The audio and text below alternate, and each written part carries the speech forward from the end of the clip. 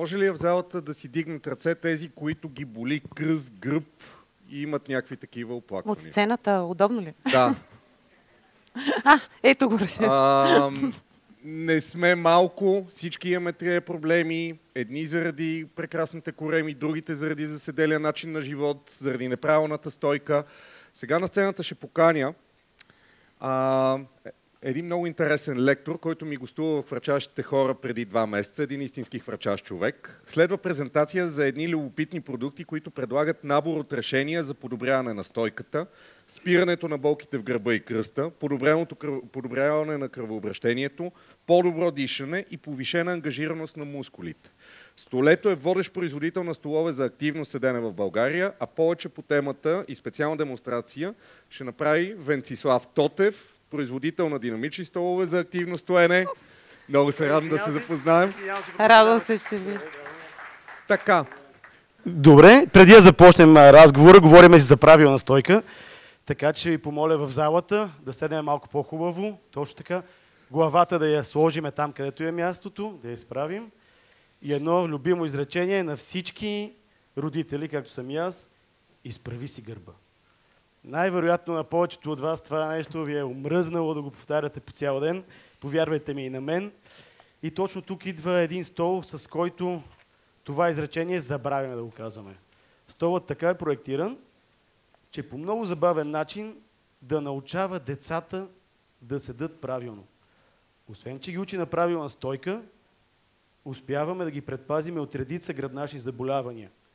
Говориме за сколиози, за остеохондроза на шийни прешлени, в общи линии всичко, което съпътства неправилната поза на седене.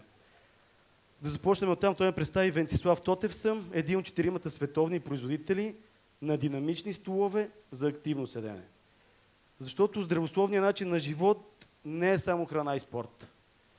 Повечето родители ставаме, сутрин закусваме здравословно, после отиваме на фитнес и изведнъж бам! 8-12 часа, обездвижване в офиса и всички знаем да как завършва. С адските болки в кръста. Аз лично съм с дискова херния на L4, L5, повечето хора L4, L5, L4, S1. За съжаление, стандартна дискова херния, казват повечето физиотерапевти. Първият 1 час за мен в офиса беше нещо ужасно. Болките от кръста минаваха в горната част на гърба, болки във врата, главоболие, всички екстри от неправилната поза на седене. И точно тук е столът за семейно здраве. С този стол, който го виждате, след малко ще седна, освен, че децата ги учим да седат правилно, може да го използваме и ние възрастните. За майките, които са по майчинство, също е много подходящ, да започнем оттам, защото по тази поза на седене дава възможност от 120 градуса между бедрата и тоза. Между бедрата и торса. Място за бебенцето. Активното седене прави така, че го подхранваме с хранителни вещества. За възрастните е полезно, защото спомагаме за циркулацията на лимфа и кръв в цялото тяло. С това движение, особено при децата, е адски забавно, защото им казваме спри да се люлееш на стола, не се клати. Децата се люлеят на стола, защото човек не е създаден да седи. Седящата работна поза, която я знаем ние, е пагубно за нашето тяло. Когато лицето се люлее, то винаги иска се люлее колкото може по-бързо. Когато се люлее по този начин, както каза Илян, се лашка, успява да държи главата в една равнина с рамената и с таза. По този начин най-накрая майката го гледа и се радва на това, че детето е почнало да седи правилно. За възрастните, когато използват стола на детето, когато той си не е вкъщи, заздравяваме мускулните групи в долната част на гърба. Активираме мускулатурата на цялото тяло. Ние в офисите сме дали много пари за столове, които ни предразполагат към това да се отпуснем на 100%. На детето сме му взели геймърски стол и си мислиме, че като сме му дали възможност за 100% отпускане, ние сме направили за него нещо велико. За съжаление, не е точно така. Столовете са супер комфортни, но предразполагат тялото към 100% отпускане, което води до ленивост на различни мускулни групи и след това заболяванията, за които стана въпрос. Всички ми казват, така ли трябва да седа? Ами не, идеята в стола е да ви дава възможност постоянно да се движите, постоянно да се сменят позите. Взел съм мъничкия, понеже нямаше как да го вдигна на сцената. Има и облегалчици на другите. Може да използваме клечаща поза. Тя е забравена адски много. хуманоида като цяло е създаден да тича, да клечи и да лежи. Клечащата поза е адски подходяща и за хора с проблеми с перисталтиката. Столовете са направени така, че за майките, когато са бремени, след раждането, за мъжете в къщата с декомпресивна седалка. Именно за нормална циркулация на лимфа и кръв в областта на малкия таз. След раждането изключително подходящо, за да подхранваме зоните, в които има оперативна намеса. Аз мога да говоря адски много за ползите от активното седене, защото всички знаем, че има едно изречение: движението е здраве, и то не е случайно. Когато гостувах при теб при Гала, може би аз не мога да разбера, защото тук се притеснявам толкова повече. Ако съм пропуснал нещо, ще те помоля с някой допълнителен въпрос. Спомням си едно от интересните неща, което ти ми каза, когато дойде. Аз съм сравнително среден на ръст и като всеки един човек, аз си хващам телефона и в момента, в който си прибера телефона, забравям си дигна и главата. И съответно, като всеки един нормален човек, аз оставам така. Мисля, това ми е движението естественото. Аз не седя така, дори изправен.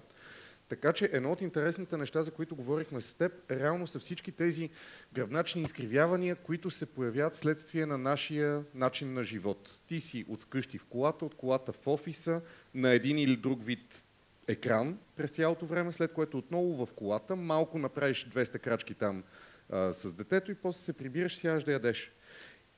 Много ти благодаря, че така ми помагаш. Именно това. Дечицата, за съжаление, от смартфоните по цял ден, като стоят по този начин, са им събрани раменцата и не успяват да изградат един хубав гръден кош. На столовете за активно седене, когато седим, имаме 120 градуса ъгъл между бедрата и торса.